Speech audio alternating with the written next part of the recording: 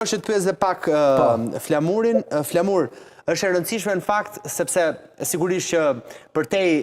ceremonialeve fetare, është e rëndësishme që të flasim edhe të ndalemi dhe pak tek reagimi që ti ke padur, që sigurisht ka qenë një reagim që duhet të vinë në vëmendje jo vetëm për këtë ditë, po besoj për çdo ditë të vitit, sidomos për këto kurbane, therjet që bëhen zakonisht në shtëpitë shqiptare, madje ndonjëherë duket shumë e besueshme, thuhet ta bëj, ta shikoj aty me sytë e mi, ta bëj vetë, se sa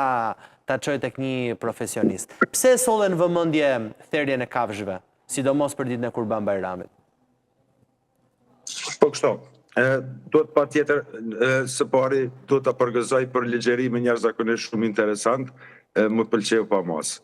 E dyta, sa i përket therjeve,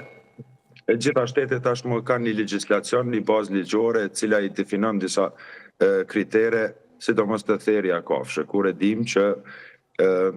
sëmundjet e ndryshme mund të kalojnë nga kafshët tek njeriu, sëmundjet që quhen zoonoza, prandaj do të thonë ato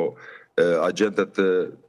negativ ose të rrezikshëm nga kafshët mund të kalojnë tek njeriu përmes produkteve, domethënë përmes mishit ose qumshtit ose kudo se çfarë do ta konsumojnë nga kafshët. Prandaj është më së nevojshme që të bëhet një kontroll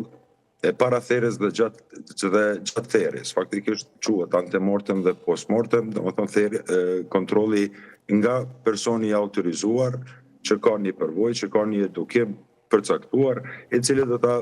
aprovonte një kafshë të therret dhe të konsumohet pas therjes.